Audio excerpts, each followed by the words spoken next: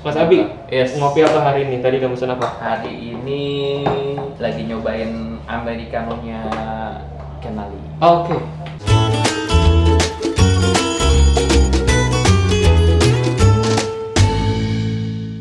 Lo kemarin itu Mas, kalau misalkan kesini sukanya yang mana sih? NC, brownie apa distro? Kalau gue pribadi ya, Hmm. brownie ya. Hmm. Secara umum brownie gue sukanya. Tapi kalau kita mau coba explore, ya distill. Oke, gue bikinin ya Mas yang Boleh. distill karena ini kan agak berbeda nih. Gak apa Boleh. kita sampling coffee tasting sambil ngobrol. Siap, siap. Nah. Funky gitu. Isi. Luar biasa. Nah Mas, bagian lo juga sebagai ya coffee shop owner kan di Walking Drums gitu. Banyak ngobrol gue juga kemarin ke Mas Abi mengenai apa yang lo pengen buat di Sebenarnya di Walking Drums itu gue bukan as an owner sih, tapi gue tuh as an brand manager. Oke. Di Walking Drums. Oke. Kan gue tuh owner di roastery-nya mereka. Oh, roastery-nya mereka. Roastery-nya. Jadi mereka punya roastery itu kan DSR. Heeh. Nah itu gue baru bareng-bareng sama salah satu foundernya si Walking Drums. Oke. Nah di Walking Drums itu gue sebagai ini pekerja. Oh, pekerja. As a brand manajernya gitu. Oh, berarti tapi dia baru aja akan punya roastery ini. Udah ada. Oh, udah ada. Udah ada. Oke. Memang supply-nya kita itu nggak terlalu banyak kedengeran. Supply paling banyak yang kita lakuin itu di unit bisnis kita sendiri. Oh, untuk supply in-house lah jadinya. Keluar ada, tapi kan kita juga kerjasama ya. Ada beberapa coffee shop atau restoran yang minta disupport kopi sama kita. Gitu. Jadi 80% distribusi masih kepada unit bisnis sendiri sih atau partnership. Oh, oke. Ada hotel. Oke. Gitu. Tapi kedepannya ya kalau gue ngobrol sama lo Mas Abi akan fokus untuk roastery itu dibuat lebih Komersil ya. komersil kan ya. Makanya ini belajar nih main jago-jago. Wes. Sharing lah. Sharing ya. Tujuannya gue keluar sebenarnya juga ngelihat itu ya. Gue juga nggak bisa tenggelam sama captive market gue ya. Yang itu udah ada di sekolah tapi ya harus keluar perkembangan kan. Oke, jadi lu sering banget Mas untuk melihat beberapa coffee shop lain untuk menganalisa nih apa sih yang sebenarnya harus di. Yes. Nah, lu melihat industri kopi saat ini kayak gimana Mas? Kalau dari sisi lu sendiri. Industri kopi ya. Kalau dari pasarnya sih luas banget ya. Pasarnya luas banget. Tinggal kita mau bermainnya itu di apa produknya. Oke. Mau kita mau ngomongin specialty, kita mau ngomongin komersil, kita mau ngomongin grade 3, kita mau ngomongin asalan, semuanya tuh punya market. Oke. Semuanya punya market. Menurut pandangan gue ya. Iya. Ya saat ini sih gue cukup tertarik sama program-program yang lagi agak cukup hangat nih, 12 kg. Oh, 12 kg sehari ya? Setahun. Dua sehari. Banyak banget ya? Iya, kebanyakan itu. Kebanyakan. Iya. Itu supply coffee shop kayak 12 kg sehari. Ya 12 kg setahun untuk gerakan mengkonsumsi kopi ya? Konsumsi kopi gitu. Kenapa Mas lu tertarik? Karena menurut gua itu program kalau bisa berjalan ya, itu program yang semuanya bisa ngerasain sih bro. Oke. Kue akan semakin gede Oke. dari sisi bisnis, bagi-baginya juga makin kerasa gitu kan, untuk meningkatkan penggunaan per kapita ya, 12 kg per tahun. Ada challenge nggak Mas menurut lu untuk kita bisa mencapai itu? Ada sih. Apa menurut lu Mas kira-kira? Yang pertama ya gimana cara ngenalinnya ya. Terus yang kedua gimana cara ngajaknya. Ya walaupun pelan-pelan ya, gue ngeliat dari kayak Mas Gusti, Space Coffee gitu kan. Ada perbedaan pendapat tapi itu malah menjadi menarik gitu kan. Tapi semuanya setuju bahwa kuncinya adalah kita harus naikin pendapatan penggunaan per kapita kopi.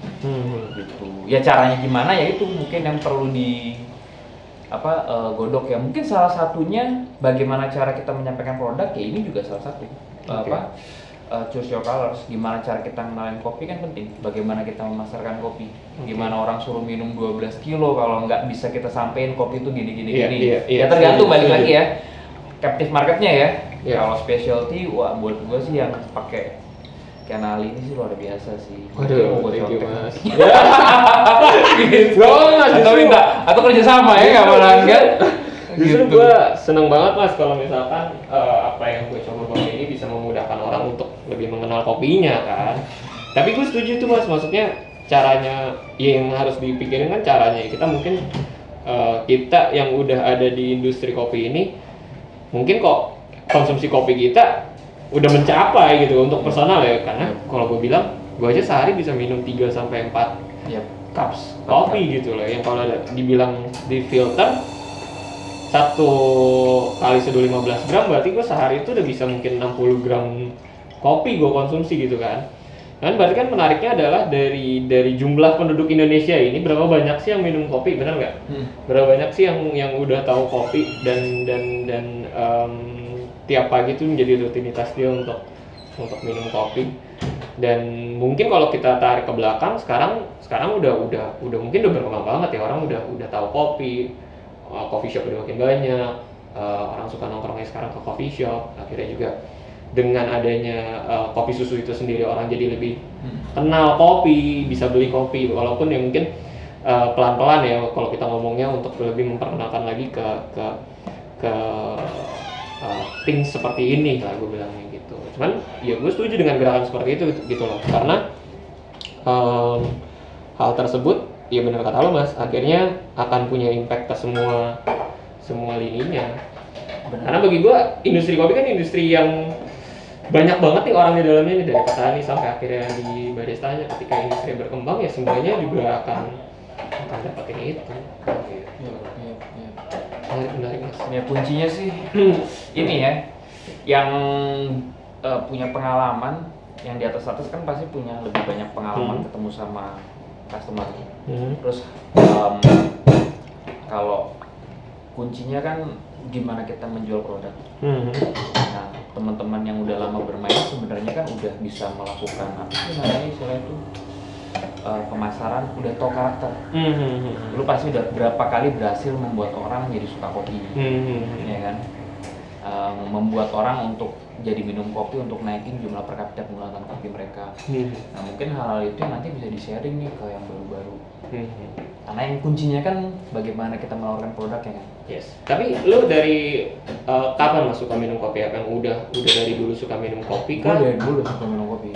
Emang langsung pure black coffee yang lu minum Mas? Black coffee. Black coffee. Tapi gue masih belum tahu yang namanya specialty coffee. Tapi baru abis itu mulai belajar karena industrinya berkembang, dia cari tahu dan lain-lainnya gitu. Ada mesin kopi dulu tempat kerjaan, gue cobain gitu kan, oh gini ini gitu. Sebelumnya di kopi lu di industri apa Mas? Kalau misalnya sekarang kan berarti fokusnya di kopi nih. Ya, kalau dulu gue pernah ada ngerjain itu dining sih bro. Dining, tapi ada mesin kopinya. Ada mesin kopinya. Jadi udah mulai belajar kopi lah. Nah dari situ keterusan. Itu sempat pernah buat juga coffee shop kecil-kecilan yang bareng sama Ricky Mas Alkal. Terus lanjut lagi di sekarang nih bikin roastery sama di Walking Ground. Tapi pertama kali field yang lu terjunin emang udah langsung di F&B? Enggak. Apa benar-benar switching banget? Oh switching. Oh ya, sebelumnya apa? Sebelumnya, waduh, gue pernah di dulu ya, di manajemen ini pernah nightlife. Nightlife pernah. Terus gue di industri yang berhubungan sama saham, permodalan itu pernah. Ya gitu-gitulah bro. Kenapa lu memilih masuk ke industri kopi Mas? Industri kopi? Menarik sih. Menarik. Setelah gue pelajarin, gue juga pernah belajar sama, dulu ada program dari Coka tuh orang-orang Puslit nggak salah Pak siapa gue lupa. Itu sama SCI bikin ada program pelatihan kopi dari industri pemerintahan tenaga kerjaan. Nah gue mau belajar cupping, buat itu ternyata nggak sesimpel itu. Gitu kan. Nah ini menarik nih gitu kan. Oh ternyata kopi tuh ada pasca panen. Pasca panen ada ini, karakter rasanya beda-beda. Single origin beda-beda gitu kan. Jadi ada momen yang menarik lo dari industri lo sebelumnya akhirnya masuk ke industri kopi dan lo merasa pas nih di industri kopi sekarang ini. Ternyata keren banget gitu kopi. Gitu karena gini, mungkin secara ini basic kan dulu gua ada di manajemen artis, nightlife, mungkin itu umumnya urban people ya. Sesuatu yang berhubungan sama art, bisnisnya art gitu. Pas waktu kita masuk ke kopi, kurang lebih ambience-nya mirip-mirip kan. Nah gitu, urban people ini kayak asik nih, gue banget nih yang muter kemana ketemu orang ini gitu. Nah, itu menariknya Mas, gue merasa bahwa banyak orang yang sebelumnya emang bukan nggak tahu kopi kayak gue Mas, maksudnya dari awal yang industrinya tuh bukan industri kopi awal terjunnya, terus akhirnya masuk ke industri kopi dan malah jadi apa ya kalau bilang jatuh cinta lah sama industrinya lah. Sebenarnya apa yang lu ceritain ya hampir mirip apa yang gue rasain juga Mas, maksudnya gue berawal bukan dari industri kopi tapi ya itu tadi gue tahu akhirnya kopi itu banyak hal yang bisa dieksplor. Udah akhirnya terjun di sini sampai juara ya, luar biasa ya. Hebat ya itu kan ada nggak bohong. Nah, sebelumnya apa dulu? Gue itu Mas, karena gue anak kuliahan waktu itu part time-nya jadi barista. Halo, mau pesen ya? Iya. Boleh? Bentar ya. Gue anak kuliahan, terus juga gue nge-part-time barista. Ya akhirnya gue baru kenal kopi itu kayak gimana.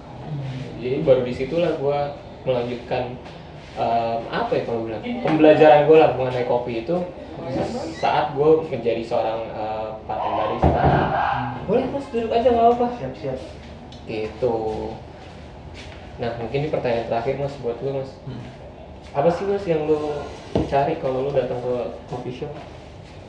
Apa ya? Coffee shop ya? Informasi sih bro, tentang informasi ya. Jadi lu pengen belajar lah ketika lu datang ke coffee shop itu. Meet people, ya kan? Iya. Gitu kan? Iya. Gini pengalaman, belajar dari pengalaman orang. Iya. Apalagi industrinya malah satu orang atau orang lain juga kenal satu sama lain gitu ya. Jadi lu bisa belajar dari banyak orang. Benar. Terima kasih banyak. Belajar terus. Gue pun juga masih belajar dari para ahlinya. Luar biasa. Nah Mas, ini kopi yang gue coba seduhin ini distill dari kerinci. Ya, distilnya lagi berubah. Oh, di kerinci? Iya. Nah, udah kerinci distil ya? Gitu. Jadi ada notes yang unik di acidity sama aftertaste-nya. Gitu. Tapi manis banget ya? Manis terakhirnya. Yang makin dingin malah dia lebih ibaratnya lebih pronounced di flavor sweetness-nya. Iya benar. Di terakhirnya tuh kayak gula apa ya? Something tapi nggak kayak gula aren kan? Enggak. Tapi kayak bukan ini ya. Nah, ini kan persepsi gue ya. Iya. Kayak apa? Bubble gum. Pokoknya manisnya tuh yang bulat apa sih istilahnya gitu? Candied sweetness lah ya. Sip. Mas belum kenalan. Pilih. Ini Pilih. prosesnya. Rian. Prosesnya ini anaerob. Natural deh kayak kalau nggak salah. Oke. Benar-benar. Anaerobic honey. Mau nyobain filter? Japanese ada. Boleh nih dicobain dulu aja. Ada 3 kopi. Philip dari mana Mas? Dari Bandung. Oh dari Bandung. Iya. Ini khusus ke Jakarta? Enggak, ini baru datang. Baru datang dari Bandung ke Jakarta kesini dulu? Baru dari Australia. Australia. Bareng sama Abi kan? Iya, bareng sama Abi. Timnya Adena juga buat sih? Maksudnya? Iya lah? Oke. Mantap. Seru nih. Timnya Adena, ya kan? Oh, ini timnya Adena. Mas Philip di Adena sebagai apa sih? Saya sama Abi dulu merintis Adena di 2015 ya. Terus kemarin sempat megang Adena di operation juga. Oke. Sebelum akhirnya cabut ke Australia. Oh, berarti baru balik lagi? Iya, ini udah 2 tahun ya. Oh iya, di Australia ngapain Mas? Saya lagi PhD. Oh PhD. Wow. Ngapain? Tapi ditanya ngapain PhD? Menarik, seru nih. Kita ngobrol-ngobrol boleh nggak Mas? Boleh banget. Jadi di sini tuh gue konsepnya pengen ngebawa obrolan coffee shop. Gue udah ngikutin Instagram ini kok. Udah lama kenal. Serius? Terima kasih loh. Nah ini. Gue pengen nyobain ini justru. Kenapa lu pengen kopi dan mie kangkung? Kopi. Soalnya itu buzzing banget. Parah. Kayak gue ngeliat di Instagram mie kangkungnya dewa, terus gue kayak oke, when I come home I'm gonna try it. Itu gue bayar buzzer Mas sebenarnya. Oh enggak. Mie kangkungnya? Enggak. Itu emang enak banget kan, gue udah pernah cobain. Iya. Itu luar biasa loh. Buatan nyokap, buatan mama sendiri. Jadi kayak. Kalau itu apa? Nah ini brownie. Nah yang NG awal tadi tuh sebenarnya kopi yang kalau bisa dibilang kalau nyobain mas agak light, smooth, clean. Lebih cocok buat mungkin orang-orang yang pertama mau minum kopi biar experience tuh nggak ngerasa bahwa kopi itu pahit. Nah brownie itu yang sekarang ini dan karakter brownie itu biasanya lebih firm.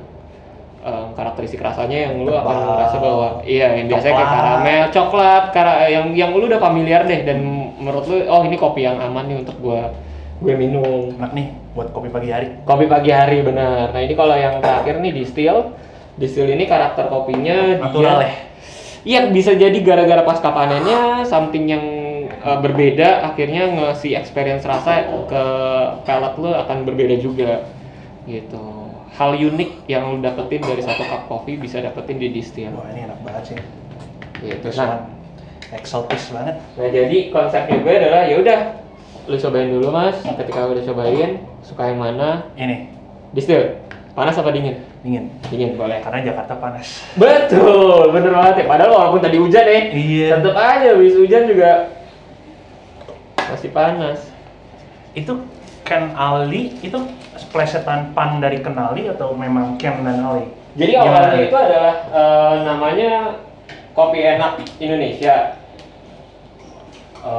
Brandnya tahun 2017. Nah si Kopi Enak Indonesia ini kita mau Kopi Enak tuh Mirza bukan sih? Iya. Itu tolong di-cut ya Pak mungkin nanti ya Mirza ya gitu ya. Nanti YouTube saya di-ban langsung kayaknya. Lebih banyak. Iya. Banyak. Mirza sponsor tanda tanya Mirza siapa?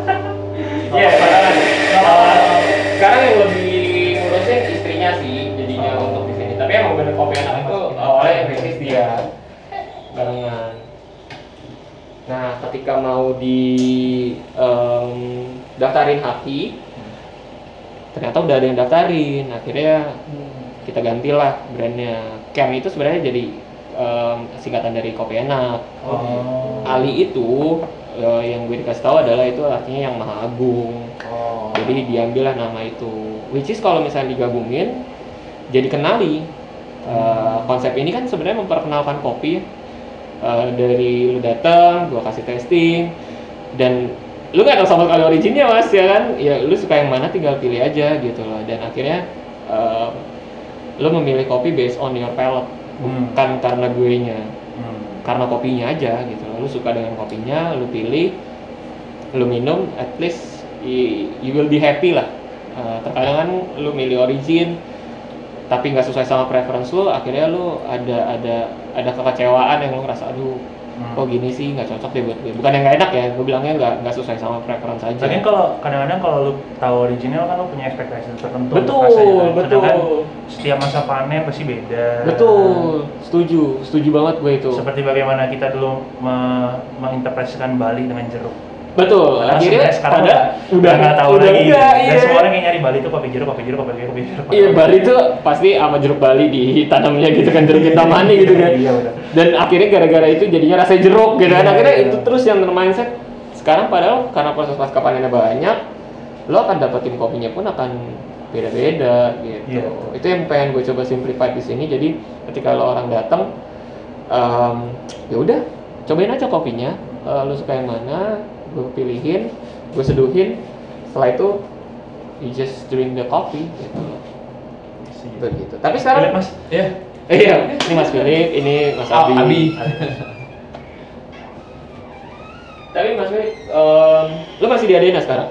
Masih, cuman ya karena beda benua dan lain-lain jadinya jamnya susah. Cuman masih sering ngobrol, meeting. Oke. Kenapa waktu itu lu terpikirkan untuk membuat Adena bareng Abi? Waktu itu Abi kebetulan Abi tuh waktu itu mau kuliah S2 2015 ke 2016. Co-foundernya juga Joseph Juan juga mau S2. Terus waktu itu kebetulan saya lagi ada kerjaan. Terus akhirnya Abi nanya mau coba nggak? Terus gue lihat dia cerita tentang project dia di Gayo dan gue diajakin. Terus menurut gue menarik nih karena waktu itu belum ada tuh yang kayak gitu-gitu kan. Sedikit banget dulu 2015 industri kopi belum sewah ini. Betul. Terus kayak udah sikat lah. Lagian gue juga pengen melihat Indonesia kayak apa sih. Belum pernah Gayo, belum Flores. Berarti ajar. Menurut gue Adena itu anak-anak muda semua kan? kita start 2015, I was 24 I think. Damn, Umur 24. 23 lah. Kepikiran untuk bermain di Iya, area kebun kopi iya, ya? bosen di kota soalnya. Bosen di kota? Iya. Karena menurut gue nggak ada loh yang kepikiran mungkin di umur 24 untuk lo memulai bisnis dan Nekat sih waktu itu. di kebun kopi gitu loh. Nekat sih waktu itu. Iya ya. Nekat. Iya, kita nekat ya. Hanya Udah, nekat. Menurut gua kayak, oke, menarik, hitungannya masuk, ya udah kita hajar. Oke. Dan mungkin Abi udah berpengalaman juga dengan Classic Bean kali waktu itu. Abi belum waktu itu. Oh, Abi malah belum. Abi belum.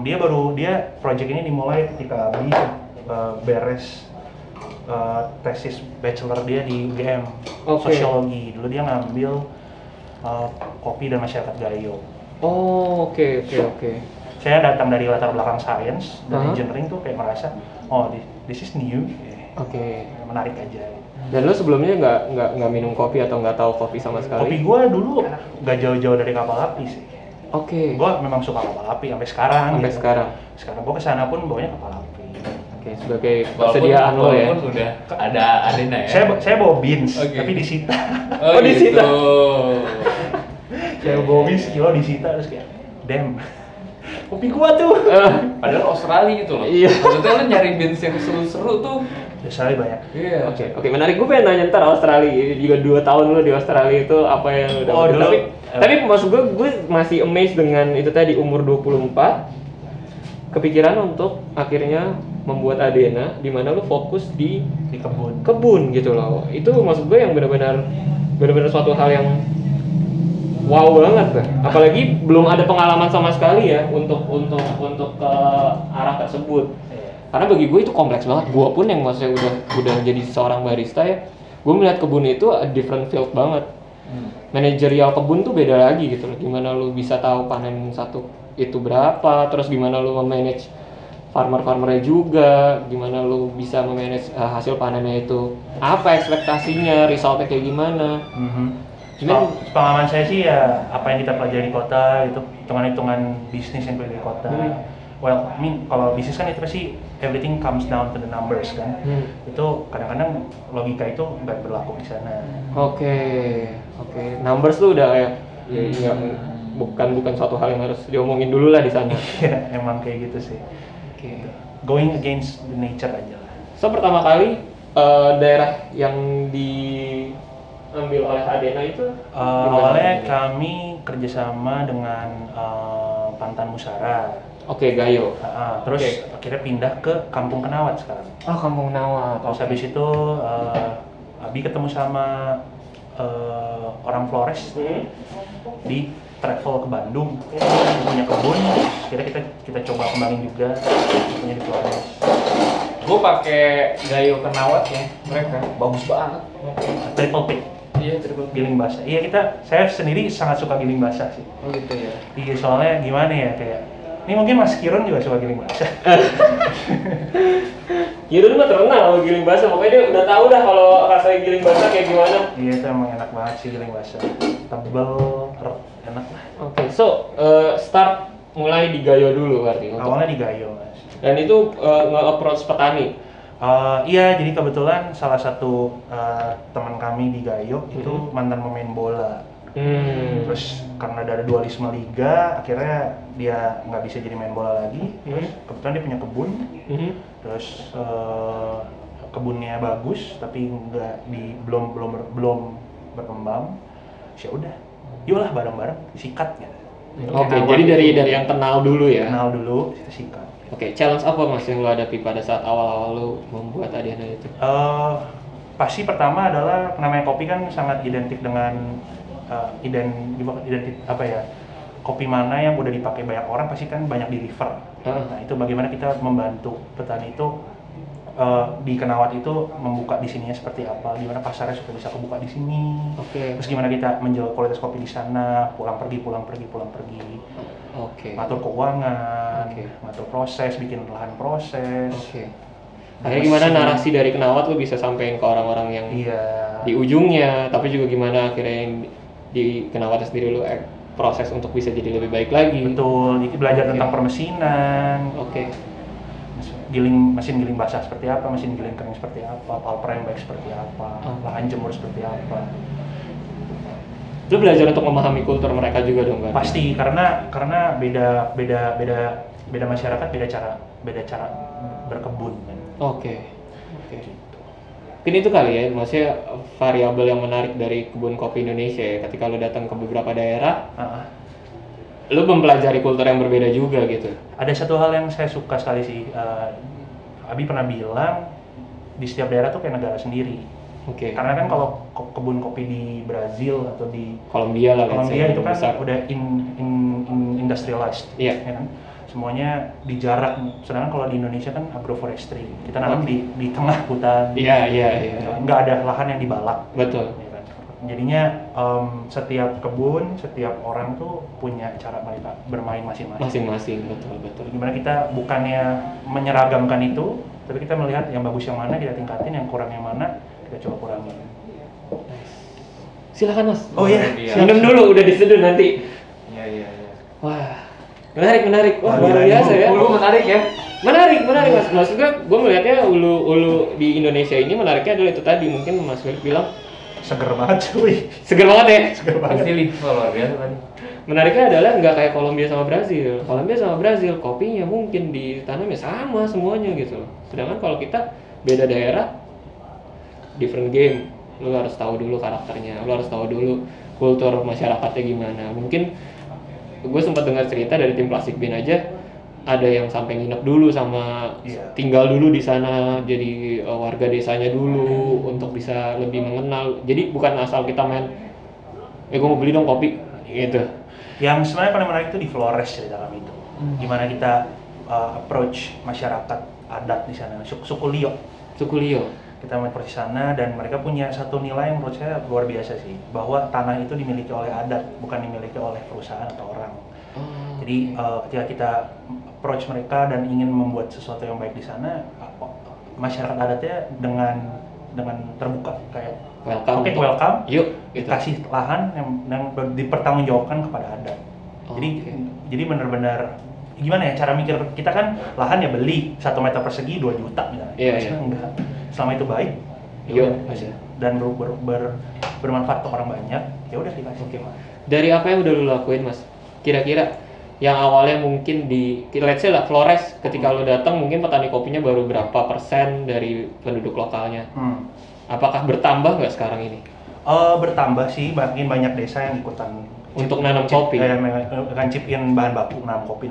Kita bikin banyak processing land, di processing facility di mana-mana di titik-titik desa. Itu banyak yang gabung. Yang seneng tuh kami merasa kami ingin memberikan peluang lain lah untuk orang-orang anak-anak muda di sana selain keluar dari desa dan menjadi pekerja di kota. Bahwa masih ada hal lain yang bisa diusahakan dari tanah mereka sendiri. Dan itu menarik banget sih.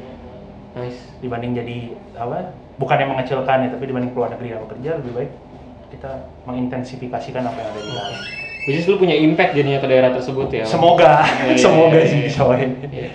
Tapi bisa dibilang ya, kalau lu bilang aja udah banyak orang yang jadinya ikut nanam kopi, berarti kan itu udah ada resultnya lah, yang maksudnya orang jadi percaya bahwa oh ya udah, gue pun mau deh untuk menanam kopi di daerah tersebut kan. It's nice. Wow, beda banget nih asli. Mantap nih obrolannya nih. Ini kopi Indonesia pertama yang gue coba. Oh ya? Iya, setelah 2 tahun. Setelah 2 tahun. Lu PhD apa Mas di Australia? Gue engineering. Di tangan yang pas lagi. Engineering. Ngopi di sana 2 tahun. Oh, tiap hari sih. Tiap hari. Tapi kopi sana ya udah kopi yang disediain sama kampus, ya udah gue ambil aja lah yang ada. Lu di mana Mas daerahnya? Sydney, Melbourne? Gue di Canberra. Oh, Canberra. Ya. Ibu kota kecil. Tapi lu sempat main ke Sydney atau Melbourne saat lu? Sempat main ke beberapa ke sana. Cuman sejauh ini saya suka di Canberra tuh ada tempat ngopi kecil gitu di pinggiran jalan. Itu dia banyak kopi-kopi yang aneh-aneh lah. Karagua gitu. Dari mana nih kopi? Apa yang lu lihat berbeda Mas antara scene kopi di sana dan di sini ketika lu 2 tahun di sana? Ya, for Australian, coffee is daily intake. Buat mereka nggak ngopi nggak hidup.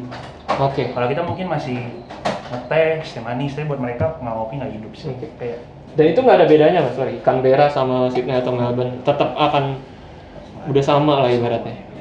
Lo mau itu kota kecil ataupun ya Sydney atau Melbourne yang kita bilang mungkin coffee shopnya lebih banyak, lo juga akan menemukan pattern culture yang sama bahwa lo pagi itu harus ngopi gitu. Dan mereka sangat bangga dengan kopi mereka walaupun mereka nggak memproduksi kopi. Tapi mereka sangat bangga dengan kopi mereka. Local brand lah kalau bisa dibilang, benar nggak sih? Local brand ya. Jadi banyak banget roastery di sana yang sourcing langsung. Kayak Canberra kan rumahnya Sasa Sestik ya. Ona, iya. Ona. Itu Ona di mana-mana kafe powered by Ona. Buset, banyak banget ya Ona. Jadi dia udah dapat credibility-nya lah untuk kalau gua supply dan lu melihat ada kata Ona, I mean orang udah trust percaya dengan kopinya. Betul. Menarik. Cupping Room juga ada di Canberra kan. Menarik. Gue baru denger nih bahwa ada banyak banget coffee shop yang ada tulisan powered by Ona. Gitu. Karena mungkin jumlah roastery di Australia nggak sebanyak di Indo ya. Barrier to entry-nya roastery cukup sulit kalau di Australia. Karena kalau lu pengen bikin roastery, you have to comply with all the rules. Ecosystem, bentuk bangunan, itu lantai semua harus benar-benar epoxy dan lain-lain. Jadi di sini kan agak lebih mudah barrier to entry. Jadi persaingan roastery di sana tuh lebih sedikit. Tapi coffee shopnya menjamur. Tiap pengkolan 3-4 adalah. Dan harganya terjangkau semua. Menarik. Nah, balik lagi ke coffee shop yang lu suka datang ke sana mas. Karena kopinya aja kah atau ada hal lain yang menurut lu jadi pengen balik lagi ke coffee shop itu? Gue kenal sama ininya sih, sama brewernya. Dia manual brew juga. Terus emang brewernya juga sangat into banget sama kopi dan baik banget orangnya. Tuh. Dia mahasiswa, tapi dia belajar food science dan dia benar-benar diulik sama dia. Si gula lah, dipersin jeruk lah, cobain. Apa nih? Jadi ketika lu datang lu pun dapat interaksi dengan barista bahwa dia ngasih suatu hal yang baru kalau hasil ulikan dia lah. Gitu. Menarik. Dia buka booth di kampus juga. Gitu. Barengan sama lu kampusnya apa? Iya, barengan sama gua. Dia buka booth di kampus juga. Menarik. Luar biasa lah. Berarti lu baru banget mas nyampe Jakarta Indonesia? Senin baru keluar karantina. Baru banget. Kan lu balik lagi ke Australia? Iya, 25 Maret. Nah, mungkin ini pertanyaan terakhir yang gue pengen nanyain lu sih mas Philip. Gimana? Bagi diri lu sendiri nih, ketika lu coffee shop lu nyari apanya sih? Pasti kopinya, itu udah jelas nomor satu kopinya. Kedua, karena lahir besar di Indonesia, jadinya kopi itu teman berbicara. Kalau kata Wisang tuh apa ya? Tiang sosial. Enggak sih. Kalau ada cubung. Ada cubung ya, kata cubung. Tiang sosial. Jadi buat gua kopi itu teman berbicara dengan orang sih. Jadi kalau ngopi sendirian tidak ada teman tuh agak gimana gitu. Jadi baristanya tuh baik dan lain-lain. Ramah, bisa diajak berbicara, diskusi tuh menarik buat saya. Jadi itu yang cari ketika lo datang ke coffee shop itu. Kecuali gue benar-benar nyari espresso doang ya. Cepet lah pokoknya. Yang penting gue melek. Itu udah sih. Tapi kalau kopi yang datangnya biasanya yang sore-sore. Wow. Thank you banget Mas Philip. Sama-sama. Journey lu menurut gua menarik banget sih. Itu tadi dari awal Mas gua anak muda, tiba-tiba umur 24 bermain di hulu kebun kopi. Anak muda gitu lah yang bareng-bareng untuk kesana dan akhirnya malah belajar hal yang berbeda-beda, dinamika kultur yang berbeda, lo harus mempelajari sistem kebun yang ya kita nggak bisa samain sama Kolombia atau Brazil. Itu yang menjadi beragam itu menurut gua jadi hal yang apa ya, strength-nya kopi Indonesia jadinya. Beda-beda origin lo akhirnya bisa dapetin hal yang berbeda juga gitu, ceritanya pun akhirnya beda-beda. Menarik gitu. Thank you banget Mas Philip, thank you Mas Abi, udah mau ngobrol sama-sama. Wah, asik. di sesi kali ini.